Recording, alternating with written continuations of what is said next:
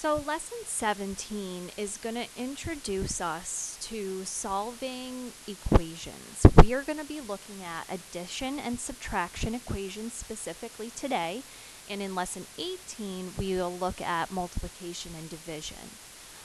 So one thing to remember with equations is that whatever you have on the left side of the equal sign should be equal to what's on the right side of the equal sign. We always want it to be balanced. So whatever's done to the left side should always be done to the right side. It's kind of like with fractions. Whatever you do to the numerator, you do to the denominator.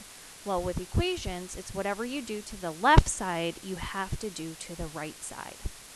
We're going to be talking about inverse operations when we're looking at equations. And addition and subtraction are each other's inverse operation. So inverse is just another word for opposite. So the opposite or inverse operation of addition is subtraction. The inverse or opposite operation of subtraction is addition. We are going to use these inverse operations to find a variable in an equation. So if you look at the first equation, it says b plus 9 equals 15. I'm sure a lot of us could just look at this and say, oh, I know what the answer is. But there is a mathematical way that we show our work with these, and it's very specific because as these equations build in their length and in the number of operations used, you're going to want to be able to break it down correctly.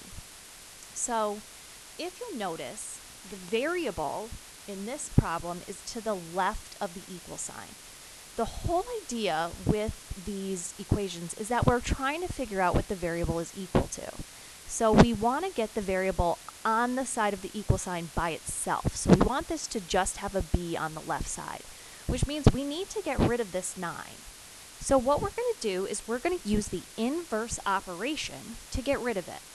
So if you think about it, if I have positive 9, or if I'm adding 9, if I subtract 9, it's going to give me 0. 9 minus 9 is 0. And if you think back, a ways back, do you remember when we did problems like this? We had a variable, we added something to it, we took away that same amount, and then we wound up back at that same variable again. Well, this is the whole concept, except we're just going to be writing it a little differently. Instead of a cross, like we did here, we're going to put the minus 9 underneath this plus 9. So these are steps that I want to show. I want to show that I'm subtracting the 9 here. And what we're actually going to show, too, is that these two are going to cancel each other out. Anytime you do the inverse operation, it cancels each other out. Just like up here, 9 minus 9 was 0, so it got rid of it to bring it back to b again, which just means these cancel each other out and leave us with that b.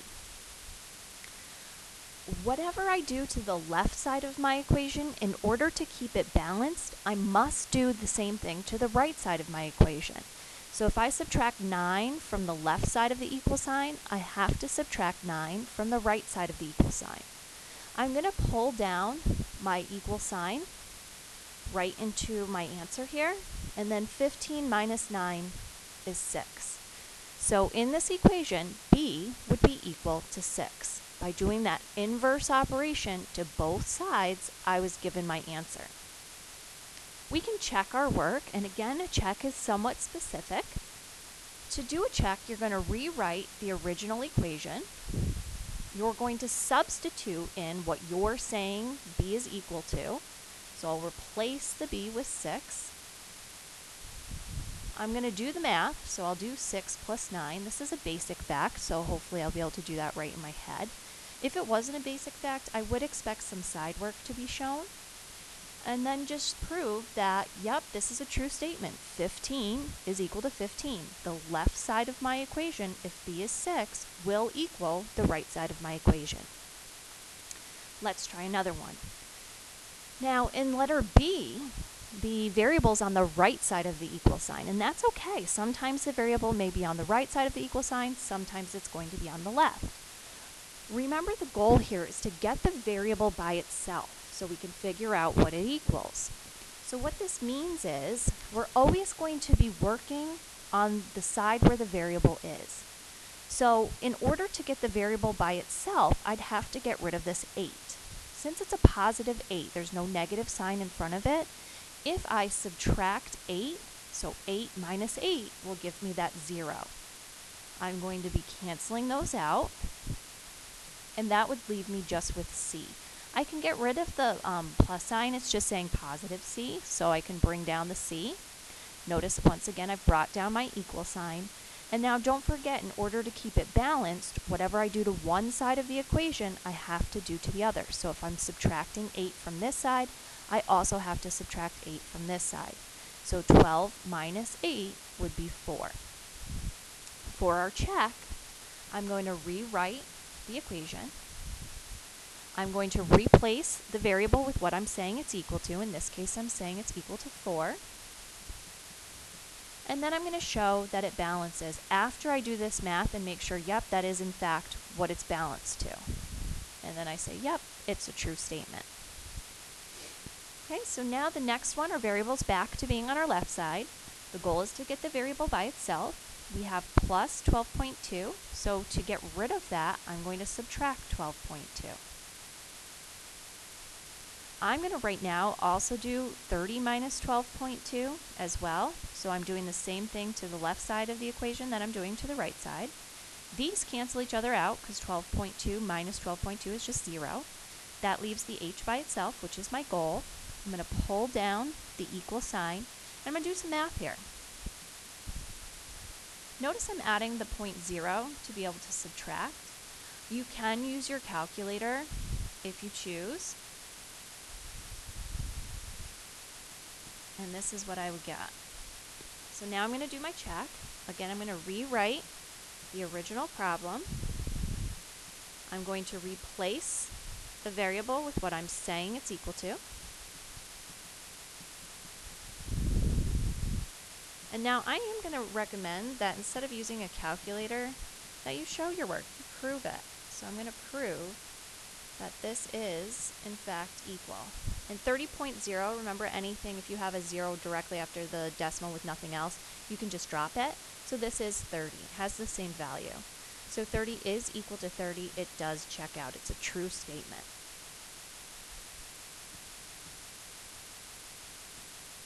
Okay, so those were addition. We use subtraction, which is the inverse, to solve for the variable. Now we're going to look at subtraction equations. The inverse of subtraction is addition, so in order to get our variable by itself here, we'll be using addition. So in this case, and again it's very similar to what we did before, we have d minus 5. So if I have d minus 5 and I add 5 to it, it brings me back to d. That's something we did at the very, very beginning of this unit. Again, I'm just going to write it vertically instead of horizontally like I did up here. So I'm going to add on the 5, and a 5 minus a 5, or a negative 5 plus 5 will give me 0. Since I added 5 to the left side of my equation, I'm going to add 5 to the right side. These two cancel each other out, leaving me with my variable on the left. I'm going to pull down my equal sign, and 43 plus 5 is 48. For the check, rewrite the original equation, replace the variable with what you're saying it's equal to, show the side work to prove that it is in fact a balanced true statement. Okay, the next one, my variable's on my left. It's minus 10, so I would add 10 to the left side, which means I would add 10 to the right side. Minus 10 or negative 10 plus 10 is 0, so they cancel out, leaving me with f to the left. Add these two together and get 25. For my check, rewrite the original equation, replace the variable with what I'm saying it's equal to. I would highly recommend showing this side work because sometimes you're going to see that you're making a mistake somewhere along the lines. Maybe over here you made a mistake, so when you do the math over here, you'll be like, oh, I made a mistake, and I can go back and fix it over here. And the check is really just to make sure that you did in fact get the right answer. So letter C, I have P minus 45 equals 63.2. Since I'm subtracting 65 from the variable, I'm going to add 45 to that side to get rid of the 45, because a negative 45 plus positive 45 gives me 0. That leaves me with P on the left side of the variable. Since I added 45 here, I'll have to add 45 here.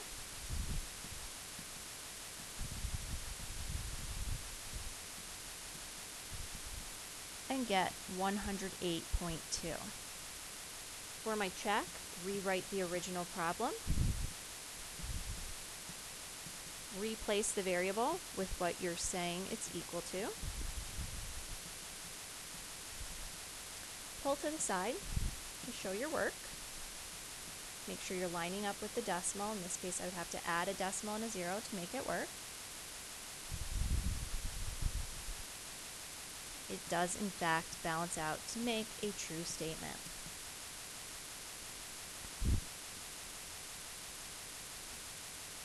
Okay, so example 3 is asking us to write addition and subtraction equations. So these are based on some real-life examples. So this one says angle ABC measures 90 degrees. So ABC would be this whole entire angle here.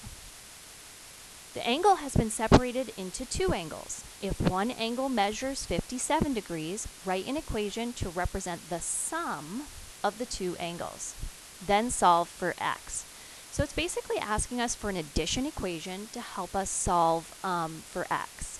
So these two angles together make up the full angle. So what this is saying is x plus 57, or you could do 57 plus x, doesn't matter for commutative property, is equal to 90 degrees. Okay, and then I can solve it. Since I'm adding 57, I would subtract 57 from both sides. These two cancel out, leaving me with x. I would do my subtraction and get 33. I always recommend doing a check. So rewrite the original, replace the variable with what you're saying it's equal to, pull to the side to show your work, and then show that it is balanced and true. Okay, so the next one, Jennifer bought a pair of sandals. Deidre bought a pair for $7 less than Jennifer. Deidre spent $18.30. Let x represent the money that Jennifer spent. Write an equation that represents this situation, then solve for x. Okay, so looking at this problem, it says that Deidre bought a pair for $7 less than. So remember, that means minus 7. When we see something less than, that means minus that something. So it's telling us that Jennifer spent x. So if we have Jennifer minus $7, we'll get what Deidre spent. Since it's telling us how much Deidre spent, the $18.30, we'll set this up equal to $18.30. So how much Jennifer spent minus 7 will be Deidre. So again, to solve, it's a subtraction equation, so we'll add 7 to both sides. Be careful at your lining up here. 7 is a whole number, which means it would go before the decimal point. So I would attach a decimal and 2 zeros here just to make it work nicely. Cancel out my 7s, bring down the x, bring down the equal sign, and then add together. And get 25.30. So now let's check our equation.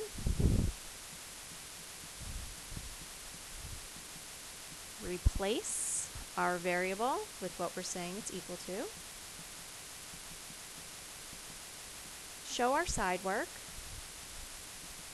And again, we're going to turn that 7 into 7.00 just for subtraction purposes. And show that it does in fact balance out. Okay, so just how we can bring some equations into real life situations.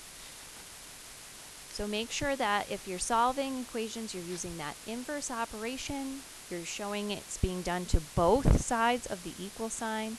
You're bringing down your variable, your equal sign, and doing the math. And don't forget that check as well, because that's also very important.